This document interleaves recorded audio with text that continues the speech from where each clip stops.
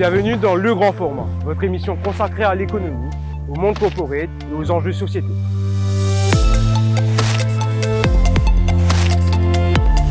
Ces dernières années, Maurice a été sujet à des cas de fuite de données. Des affaires comme le Moustache X ou encore le cas de Rogers Capital Credit ont éclaboussé dans la presse. Toutes ces informations illustraient une chose, la vulnérabilité de nos données dans le monde des affaires. La fuite de données est un enjeu international. À Maurice, dans les faits, le Premier ministre a annoncé au Parlement en juillet dernier que c'est plus de 3337 cas qui ont été recensés par la Cybercrime Unit en l'espace de 10 ans. Seulement un tiers de ces cas ont été résolus. Comment mieux protéger ces données? C'est la question que nous sommes posées. Pour y répondre, direction à Cybernaptics.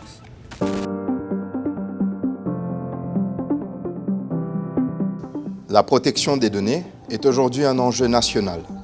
Elle touche les entreprises, les institutions, ainsi que les particuliers. C'est pour cela que nous sommes venus aux locaux de Cybernaptics, afin de rencontrer le Dr Viv Padayachi, qui nous en dira plus sur ce sujet. Alors, Dr Padayachi, dites-nous, pourquoi est-il essentiel aujourd'hui de protéger les données? Bon, les données, surtout les données qui sont personnelles, est une extension en fait de notre empreinte digitale aujourd'hui. Et si ça tombe dans de mauvaises mains, ça peut, par exemple, occasionner des vols d'identité ou bien carrément des atteintes à la réputation d'une personne. Et dans certains cas aussi, avec ce qui circule en termes de fake news aujourd'hui sur les social media, ça peut quand même causer pas mal de dégâts à la réputation d'une personne ou même peut causer des discriminations vis-à-vis de cette personne. C'est pour ça que les données, surtout les données personnelles, doivent être protégées et il faut donc prendre toutes les mesures nécessaires. Et en ce qu'il s'agit des entreprises, comment est-ce qu'elles peuvent justement protéger leurs données? En fait, la protection des données, c'est un peu un mix de mesures au niveau des systèmes, par exemple les protections au niveau des systèmes, mais aussi au niveau de bonnes pratiques dans la manipulation de ces données. Donc je m'explique qu'au niveau des systèmes, par exemple aujourd'hui, il y a le cryptage qui est une technique qui est utilisée assez couramment pour justement protéger les données dans les fichiers, dans les images, dans les vidéos, etc. Il y a des systèmes de contrôle d'accès pour s'assurer que seulement les personnes auxquelles ces informations sont destinées puissent accéder à cette information. Il y a des mesures de protection au niveau des systèmes sur l'intégrité de l'information. L'intégrité, surtout, ça touche par rapport au fait que l'information n'est pas changée en cours de transmission. Parce que entre l'origine et la destination, si l'information est subtilement changée pendant la transmission, la personne qui reçoit risque de recevoir une version différente de la vérité. Donc aujourd'hui, il y a des systèmes de protection pour cela. Mais en termes de bonnes pratiques, il y a des choses simples. Par exemple, allons dire, si on prend par exemple une personne qui utilise le social media, le email, etc., il faut qu'il utilise des mots de passe solides, c'est-à-dire des mots de passe qui ne proviennent pas du dictionnaire. Et la personne doit changer ses mots de passe régulièrement. Je sais que c'est assez difficile en fait pour les personnes de se souvenir des mots de passe complexes. C'est un challenge et parfois les gens ont tendance à utiliser des mots de passe simples sur toutes les plateformes qu'ils utilisent. Et ça, c'est mortel. Parce qu'une fois que la personne est compromise, si son mot de passe, par exemple, est compromis, il est exposé simultanément sur plusieurs plateformes. Ça peut être sur Gmail, ça peut être sur Facebook, ça peut être sur Instagram. Donc, c'est important aujourd'hui que les personnes adoptent ces bonnes pratiques et au maximum, essaient d'utiliser des passwords qui sont complexes et qui soient changés régulièrement.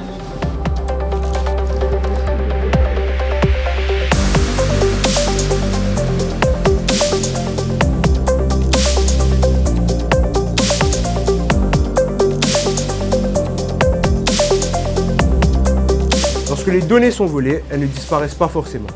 Elles peuvent se retrouver sur une face cachée d'Internet nommée le Dark Web. Dans ce reportage, comprenez mieux cet univers et les menaces autour des données.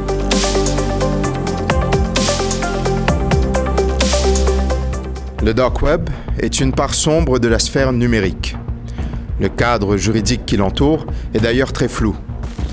Y avoir accès n'est pas forcément illégal, mais les transactions qui s'y passent, elles, peuvent l'être. Nous avons donc mené l'enquête accompagnés d'experts.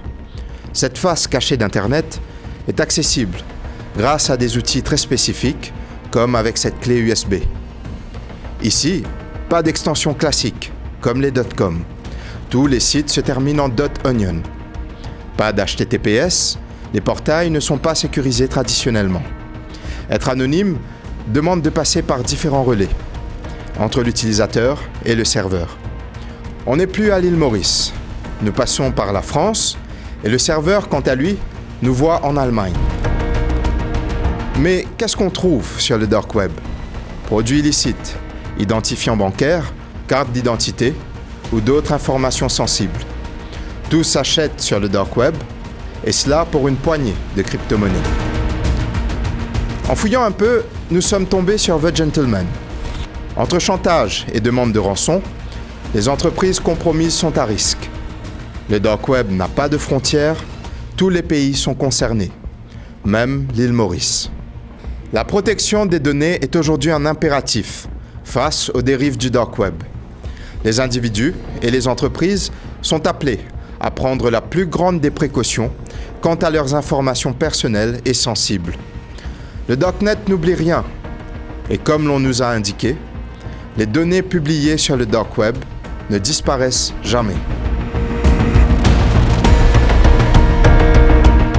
Les nouvelles technologies émergent. Parmi elles, l'intelligence artificielle. Capable d'analyser des données en un temps record, l'intelligence artificielle est un outil ultra puissant. Mais est-ce une solution ou une menace? La réponse avec Eddie Larraine.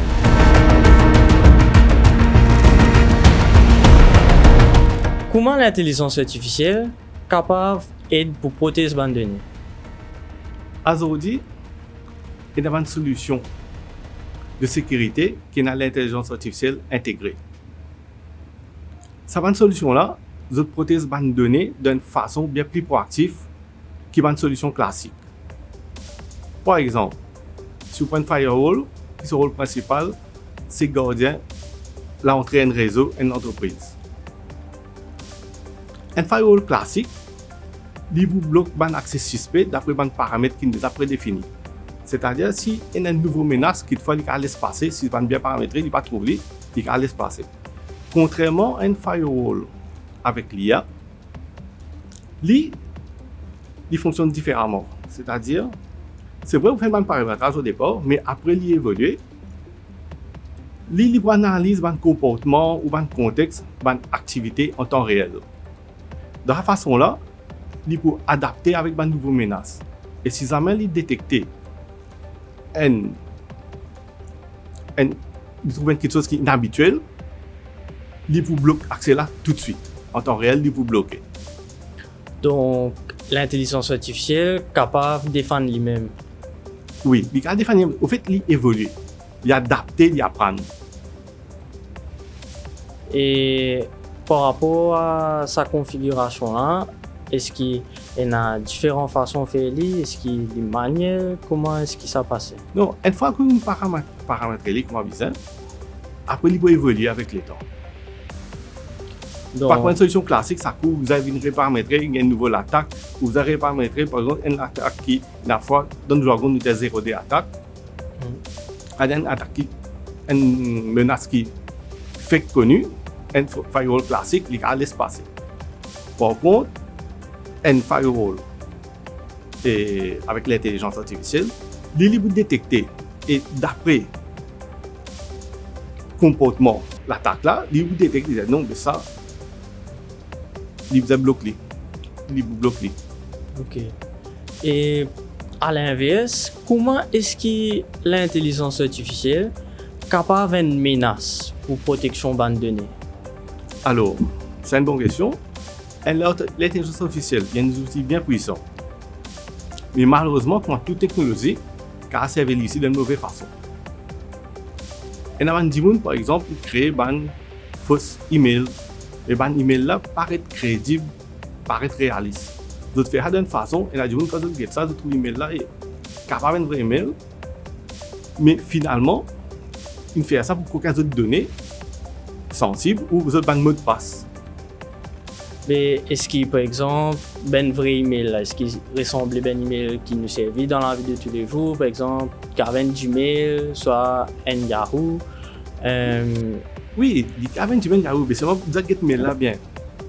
Et la fois il servi, il y a Outlook, mais un petit affaire qui sont là-dedans, qui vous dit pas vraiment, on va dire mail, il y a une personne on va dire ou email. Mais il y a un petit affaire si vous regardez bien, vous pas bien, qui exactement pas pareil. Il y a un petit lettre, un caractère qui sont là-dedans. Donc, il est encore possible pour distinguer. Mais la journée, pas de ça. Il a trouvé un email, il faut ouvrir lié à l'email là. C'est un attrape juste pour quelque chose de donné. Donc, tu veux une besoin beaucoup plus vigilant. Beaucoup plus vigilant, beaucoup plus en alerte. Merci beaucoup, Eddy. Yes.